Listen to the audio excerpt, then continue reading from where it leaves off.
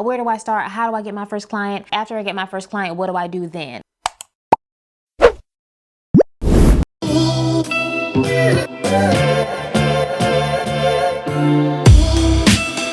This is how I got my first client.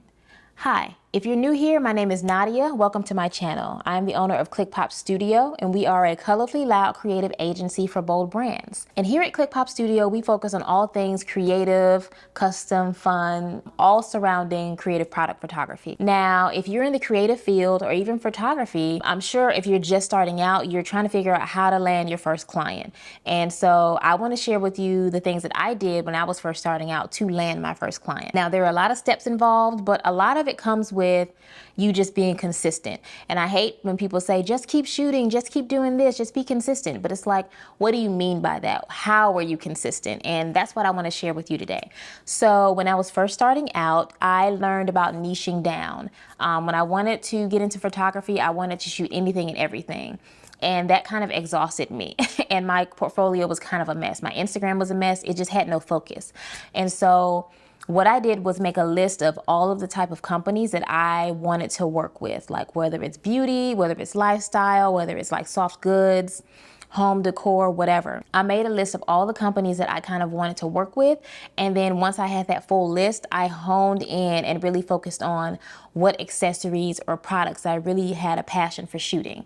And so once I had my itemized, focused list of things that I was really interested in, I began planning the creative direction for those shoots. So I began researching those different companies, studying what their photography looked like. I went on Pinterest and Instagram and found examples of the different types of photography that I was interested in. I studied the lighting. I studied soft shadows versus translucent shadows versus really harsh, sharp shadows to really hone in on what I liked and what felt good to me. And so I'm more partial to very vibrant colors with a mix of harsh shadows. Like that sharpness adds a bit of punch to me that I really am drawn to. And so once I got my contextual research out of the way, I began putting together mood boards. Now, mood boards are very important when it comes to really focusing in on the creative direction for your shoot, as well as organizing your shoot. Shot lists are also important as well. That focuses on the organization of your shoots. The mood boards focus on the creative aspect via colors, props, textures, backdrops, products, scenes that you're creating, all of that. The shot list has everything organized as far as like what you want to shoot first, what you want to shoot last, the different angles that you want to shoot them in, the different lighting that you want to use, and also a list of all props that go with each targeted project that you're shooting. So once I really got all of that planned out, that helped me to organize and really solidify a plan that I could stick to in order to be consistent when not only shooting the project, but also posting on Instagram and other social media. So now that I had all of my mood boards and everything planned out, I began focusing on completing 2 projects a week. That was the capacity that I had in order to get something done, like starting from A to Z.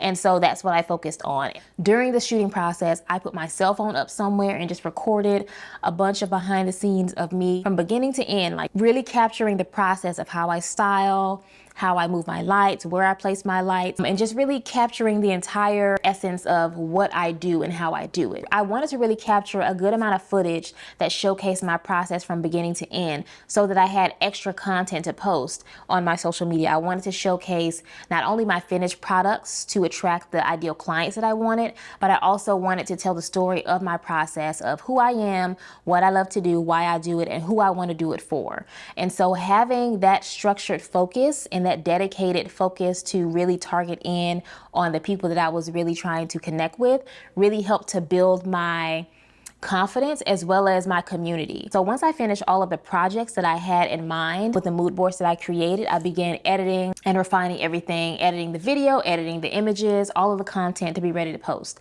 And so once I had all of my finished content, I created a plan to post at least 3 to 4 times a week, whatever I could manage. And that was a mixture of my final images, that was a mixture of the behind the scenes video of me putting together ideas, of me styling, of me playing around with the lights. I really chopped up my content so that it spread out and created a multitude of things that I could post. Like I really created a gallery within a gallery of content, because if you only capture and post the things that you create, you run the risk of running out of content really fast, which could cause you to burn out when you're on this journey of really building your portfolio and finding your ideal clients. And so because I had so much content to share, I really got a chance to tell my story in depth from beginning the process of, again, who I am, what I'm passionate about, why I do it, and who I want to do it for. And based on me sharing all of that, I got a lot of engagement on my social media. People were interested in my story. People asked me for tips, and people were just really engaged in what I was doing. Now, I did this for a solid, I would say, 2 months.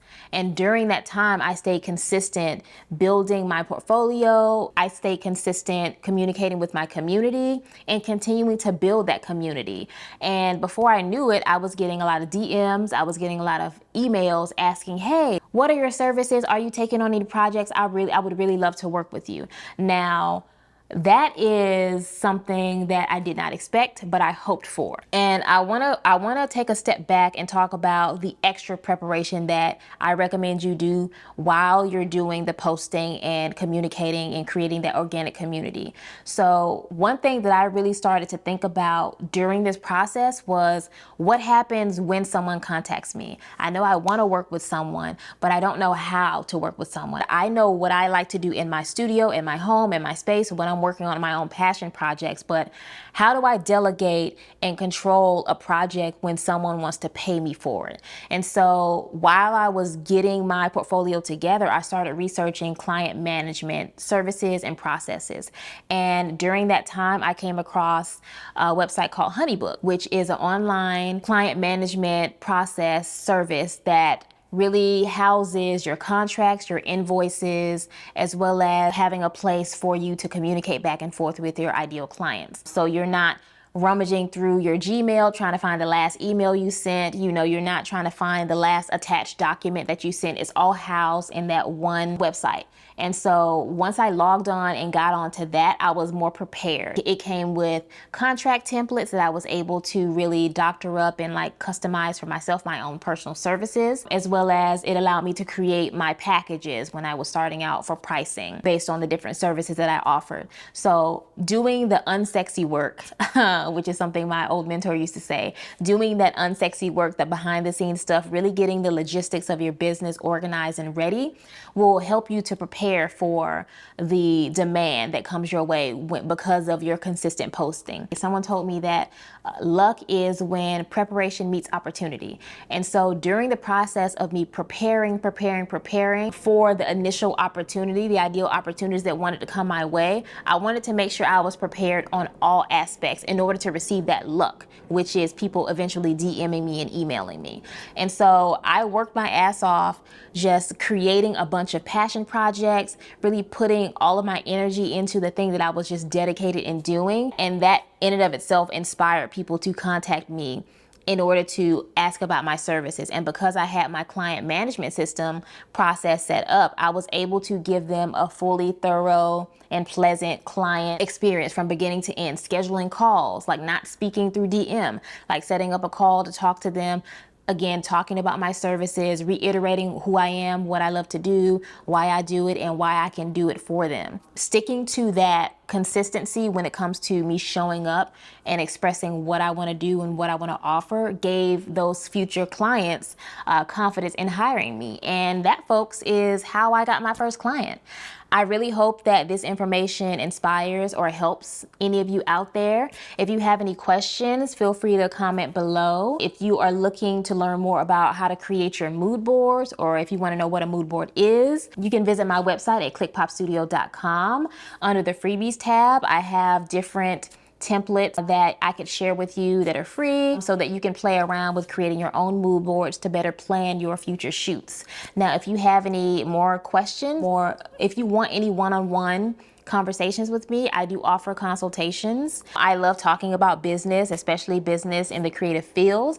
I have a lot to say and a lot to share. I will be sharing more on this channel, but I just wanted to pop on here and really share my story of how I got started, because people contact me all the time and ask me, where do I start? How do I get my first client? After I get my first client, what do I do then? And I really love talking about the process of after you land your client. But it's all about, again, like I said in the beginning, being prepared and also maintaining your consistency. That is the recipe for success, as well as continued support and continued engagement, as well as continued interest in your services. Again, I hope this helped, and stay tuned for the next video. It'll be popping up soon. Bye.